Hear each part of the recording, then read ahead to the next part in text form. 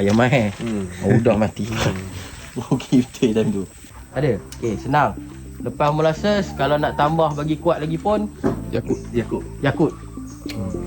Kalau ikut dalam tanah dah masam, nak bagi tawar, kapur Dolomite. Jangan tabur langsung, tak jadi apa.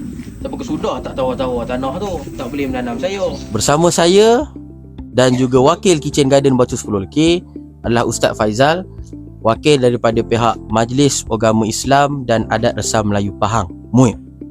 Ustaz, Ya saya. ceritakan sedikit. Program ini di bawah siapa, anjuran siapa dan siapa pemodalnya, Ustaz? Program peternakan ayam telur di Pulau Tioman ni asalnya dititah oleh Tuanku Bawah Duli Paduka Baginda Sultan Pahang bagi pembangunan ekonomi asnaf di Pulau Tioman. Jadi khasnya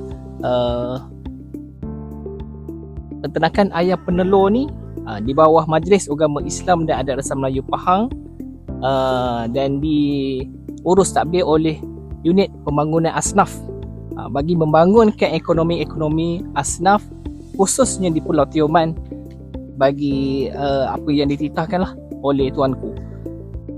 Pendapat Ustaz, adakah perlu diperluaskan lagi kepada majlis agama negeri-negeri lain selain Pahang atas usaha yang dititahkan oleh ke bawah Duli tuanku ini?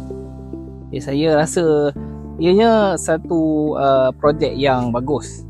Jadi kita pun mengesyorkan kepada mana-mana agensi ataupun majlis agama Islam, rakan-rakan di negeri-negeri lain boleh menjalankan program ekonomi asnaf seperti mana yang pihak Majlis Agama Islam dan Adat Resam Melayu Pahang bangunkanlah untuk asnaf-asnaf yang khususnya di Pulau Tioman ni. Jadi saya rasa mungkin Majlis Agama Islam negeri-negeri boleh bantulah asnaf-asnaf di kawasan ataupun di negeri mereka dengan cara yang sama macam mana di Pahang. Kesimpulannya tuan-tuan dan puan-puan, jangan selalu kita bagikan, bagilah mereka pancing agar kerap-kerap mereka dapat ikan. Betul Ustaz? Betul. Jadi seperti biasa, tagline Kitchen Garden Batu 10K, B40 bukan untuk ditangisi dan bukan juga untuk diwarisi.